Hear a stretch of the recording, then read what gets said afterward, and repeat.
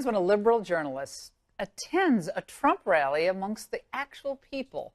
Well, writing in the Chicago Sun-Times, columnist Neil Steinberg recounts last week's presidential rally that happened with the steel workers, and he recounted it this way. "We need steel," Trump said. "We need steel plants. I look at the faces of you people. I could be one of you.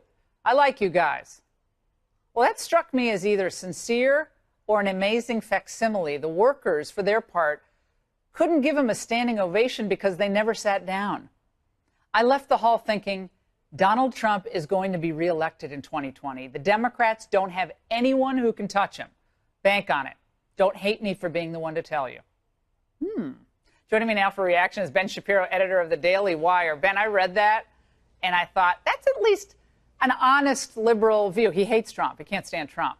But going to a rally and seeing the reaction of the people and thinking, Kamala Harris or Cory Booker, are they really going to get the mojo going? What are your thoughts there? I think it's exactly right. I mean, the culture war that's been raging in the country is really not a war between the elites and the non-elites. It's between the elitists and everyone else. People who think that jobs being lost at the New York Daily News is a national tragedy, but jobs being lost in the steel industry is totally fine because those are a bunch of rubes in the Rust Belt anyway. What President Trump really does better than virtually any other politician on the American scene is he conveys that he really does care about people who are in these industries, the people who are doing the so-called dirty jobs that people on the coast tend to think only illegal immigrants are willing to do. Yeah, Ben, I did my angle tonight on the Koch brothers, who've done a lot of good stuff on tax reform and supporting Brett Kavanaugh and tax, deregulation, excuse me. They've done good stuff on that. But they are just adamant that even discussing tariffs is going to crater the global economy. It's going to be terrible. They have 60,000 or 65,000 workers overseas. They have 60,000 in the United States, but they have a lot overseas. So they're the old Republican Guard, and they don't like this. And they're going to start funding some Democrats because they want to fight that Trump approach to trade. Well, I think obviously funding Democrats is not the answer to this. I'm a free trader myself, and I'm not particularly fond of tariff policy. But the real key here, again, I think is less policy-driven than it is even cultural. The president obviously has a lot of sympathy for people who are in these industries that have paid a price due to trade. I mean, there's no question that there are winners and losers in trade. Overall, I think that trade is a great thing for the United States. I think free trade is a great thing for the United States. But to pretend that there are no downsides to trade is obviously not telling the whole truth. Yeah, well, I mean, I think that, again, the results of the election in those Rust Belt states, and they suffered the great job losses over the last 20 years of China being in the WTO. I mean, all these neocon hawks, Ben, who all they did is tell us, we got to build up the military, got to build up the military. That's great. I agree. But China's the big threat to America's dominance militarily and economically. And so if we just grow their economy at the expense of our own, we're going to be in some trouble down the road. I also want you to get some thoughts from you on something that's kind of the opposite of what that Chicago Sun-Times columnist wrote. This was a piece published this morning, imagining the day after Trump's re-election loss in 2020. Okay, here it is. As Trump seethed and tweeted in defeat late Tuesday and President-elect Elizabeth Warren celebrated, the arc of the Trump story is starting to make more sense than it has for much of his chaotic presidency. The normal rules of politics do apply to Donald Trump after all. So now the time was up for Trump. They're already imagining his loss, which tells you, well, the derangement syndrome, whatever you want to call it, that cliche is already wearing thin. But they're now having to write about 2020 and 2018.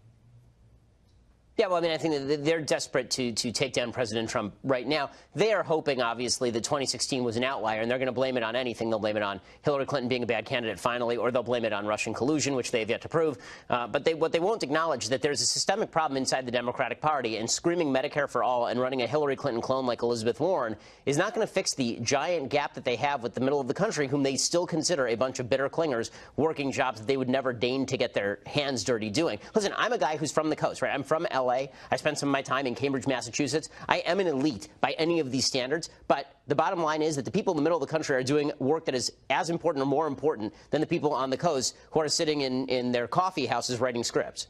Well, but you're not necessarily an elite. Just because you go to those nice institutions, if you understand the plight of the regular working person and you think that they have a role in our economy, You're not an elite. You're someone who went to good schools. I'm an elite, but I'm not an elitist. And I think President Trump actually made this distinction at a rally recently. He said, listen, the people in this audience are elite. If you're good at your job, if you work hard, if you do well in the United States, you are an elite by any standard, but you're not an elitist. And this is where the Democrats get it wrong. All right, they Ben, think that being an elitist is the important thing. Got it. Ben Shapiro, awesome segment as always. Thanks. Gender roles for children are important. Gender is connected with biology. Why is it that primates, like chimpanzees, males and females, act differently and have different genders? Is that because of the patriarchy, the monkey patriarchy? Is it because of that? Well, apparently, according to the BBC, the answer is yes. According to the BBC, all gender is connected with social stereotyping. And so what they're going to do is torture a few kids to make sure that you know that you are actually a sexist. So they cut a video over at BBC. I'm sure taxpayers in Britain are super thrilled that this is what they spend time on. Here's the BBC reporting on taking a couple of kids, one who's a boy and one who's a girl, and switching their clothing, and then watching as adults treat them differently. Right, because adults are not stupid enough to believe that boys and girls are the same. Look at this, you like a dolly? She'll go for the dolly. There's a good girl. Okay, this is Edward, who's dressed as a girl. Aren't you, Sophie? I think she liked that pink dolly the best. If I were to tell you actually that Sophie is Edward, does that change anything? I maybe thought, oh, this is a little girl, so I have to give her little girl things. Says men hugely dominate careers, prizing math, spatial awareness. Are boys born better at these, or is it nature, or is it nurture? What's this one? And the answer is it's nature, guys, by the way. Is that a robot? If I tell you that he is actually a girl. Really? Yes. Oh, wow. I like the lady's look of disapproval. Like, why would you do that? I suppose it's because of the stereotype. And then that changed your behaviour towards the child. It did. And your behaviour was quite it directive. Surprise. So I automatically went for the pink fluffy toy because I said it was a girl, so I was sort of stereotyping. Okay, this is so stupid. This is so stupid. Stop for a second. Okay, stop. This is so stupid. Oh, I thought I was more open-minded. I immediately went for the gender stereotype toy. You know why? Because babies, I have a girl, I have a boy. You know what? They prefer different toys. They prefer different toys. My boy prefers a lightsaber and smacking his sister with it. My girl prefers actually sitting there and reading books and playing with dolls. Okay, every so often she'll grab the sword and smack her brother back. But that's not because she prefers that kind of toys. There's deep social science about toy preference. Okay, it's so funny. I think it was Hasbro at one point tried a gender-neutral dollhouse. They tried a gender-neutral dollhouse, and you know what they found?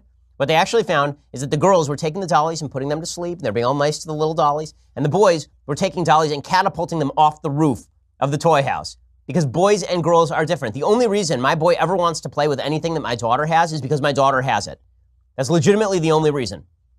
Now, is it bad to reinforce these natural inclinations of children? No. Would it be the worst thing in the world if my kid wanted to play with a doll? My boy? No. But why would I possibly try and steer him in the direction of playing with dolls when that's not something he wants, number one? And number two, when I think it is very important to reinforce gender stereotyping. I think some gender stereotyping is quite good, not about what you can do and what you can't. My daughter can be a scientist. My daughter can be a doctor. Her mommy is.